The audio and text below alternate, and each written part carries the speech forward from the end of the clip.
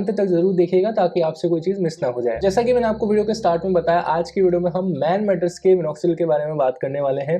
देखिए दोस्तों, minoxidil as a molecule same है, बस ब्रांड्स चेंज होते रहते हैं। ब्रांड्स कभी मिनॉक्सिडिल की एक छोटी सी स्टोरी जो कि आपको बताना दिया गया है। उनका ब्लड प्रेशर तो कंट्रोल में आया है, साथ साथ उनकी जो बॉडी है उसके ऊपर एक अनयूजुअल हेयर ग्रोथ देखने को मिल रही है।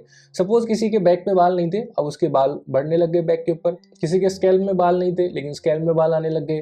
किसी के आर्मपिट्स में बाल थे, लेकिन बहुत ज़्यादा एकदम से ग्रोथ हो गई। किसी के लेग्स पे, किसी के हैंड्स पे बाल नहीं थे, लेकिन ग्रोथ होने लग गई। तो वैज्ञानिकों ने देखा कि यार ये ऐसा क्यों हो रहा है। तो फिर जब खोज की गई, थोड़ा रिसर्च की गई, तो पता चला ये मिनॉक्सिडिल की वजह से हो रहा है। तब उनको लगा कि यार ये तो बढ़िया चीज़ है, तो जितने भी गंजे लोग हैं हमारे देश में का तो उद्धार हो जाएगा।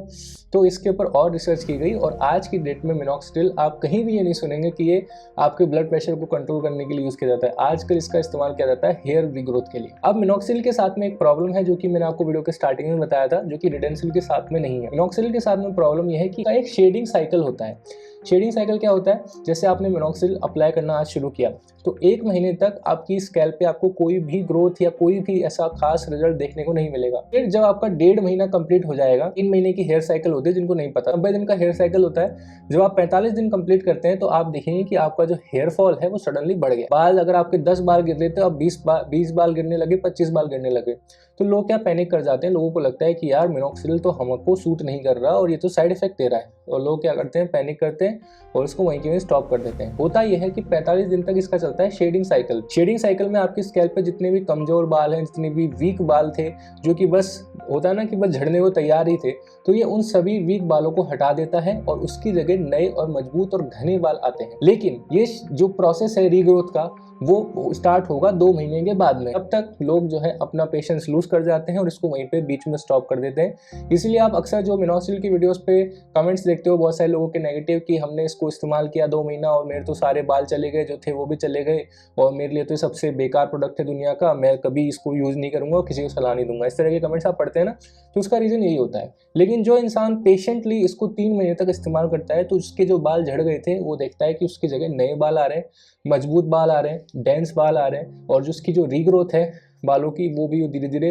वो अचीव कर पा रहा है। स्कैल्प के जिस हिस्से में उसके बाल नहीं थे वहां पर भी बाल आने लग गए हैं। तो मिनॉक्सिडिल को 2 तरह के लोग इस्तेमाल कर सकते हैं। पहला, जिनके स्कैल्प पे किसी पर्टिकुलर एरिया में बाल कम है, लेट्स से अगर आपके क्राउन एरिया में बाल कम है तब आप इसका इस्तेमाल कर सकते हैं। तो इसको वहीं पर अप्लाई करो जहां पर आपके बाल कम है, ठीक है।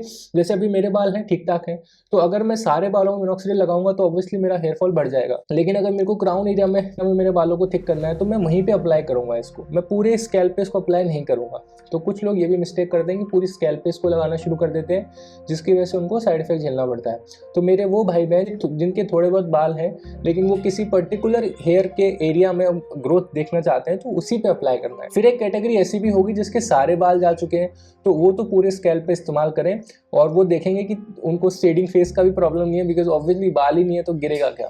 तो 3 से 4 पॉपुलर है, लेकिन उसके साथ साथ फिनेस्ट्राइड भी दिया जाता है लोगों को ताकि उनकी जो हेयर ग्रोथ है उसको ज़्यादा अच्छे से किया जा सके, ज़्यादा जल्दी अचीव किया जा सके। लेकिन फिनेस्ट्राइड के ऊपर, उसके साइड इफेक्ट्स के ऊपर बहुत सारे मिसकंसेप्शंस हैं, बहुत सारे चीज़ें हैं, तो मैं किसी को भी सलाह नहीं दूंगा कि आप फिनेस्ट्राइड के लिए जाइए। तो minoxidil as a molecule well research है, इसको आप इस्तेमाल कर सकते हैं। मैं मैन मैटर्स का इसलिए चूज़ कर रहा हूं दोस्तों बिकॉज मैन मैटर्स का जो मिनॉक्सिडिल है ये मार्केट में बहुत लंबे समय से टिका हुआ है, रिव्यूज़ काफ़ी अच्छे हैं। तो जितने भी मेरे भाई बहन हैं जो कि मिनॉक्सिडिल यूज़ करना चाहते हैं, तो मेरे पास में ये मिनॉक्सिडिल है मैन मैटर्स का दोस्तों। ये 60 ml की क्वांटिटी है, इसके साथ में स्प्रे नोजल भी आता है। तो लेट्स से अगर मेरे को मेरे क्राउन एरिया में बालों का दिक्कत है, बालों का प्रॉब्लम है, कम बाल है, तो मैं मेरे क्राउन एरिया पे इसको स्प्रे कर लूँगा, ठीक है, और बस हल्के हाथों से इसको मर्ज कर लूँगा। मुझे इसके साथ में मसाज नहीं करनी जैसे हम ऑयल के साथ में करते हैं।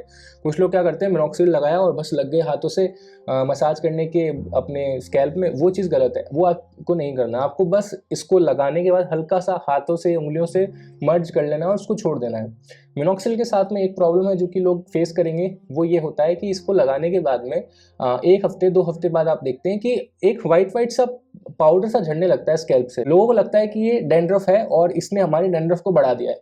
किसी किसी केस में जो है मिनॉक्सिडिल स्कैल्प में ड्राइनेस भी कॉज करता है, बिकॉज इसके अंदर अल्कोहल भी होता है। तो ड्राइनेस की वजह से और वो व्हाइट पाउडर की वजह से ऐसा लगता है कि हाँ भाई डेंड्रफ बढ़ गया, और हम एंटी डेंड्रफ शैम्पूज का इस्तेमाल करने लग जाते हैं। अब कुछ एंटी डेंड्रफ शैम्पूज में जो है कीटोकोनाजोल होता है, किसी में सैलिसिलिक एसिड होता है।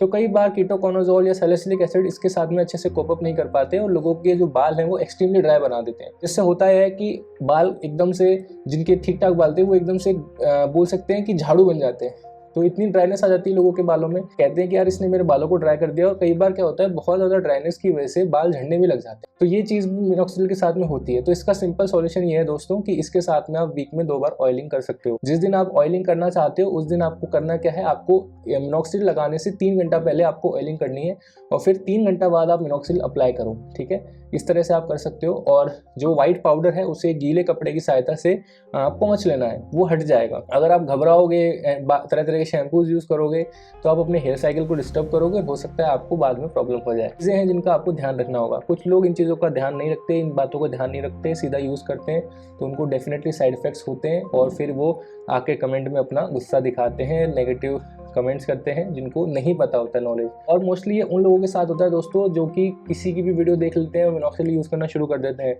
ना किसी डॉक्टर से कंसल्ट करते हैं, ना किसी एक अच्छे यूट्यूबर जो कि अच्छी इन्फॉर्मेशन देता है आपको, ना उसकी वीडियो देखते हैं। बस किसी की भी वीडियो देखी और फिर भी कोई डाउट है, कोई क्वेरी है तो कमेंट सेक्शन में पूछ लेना। मिलते हैं नेक्स्ट वीडियो में दोस्तों, तब तक के लिए आपसे शुभ रहे। जय श्री।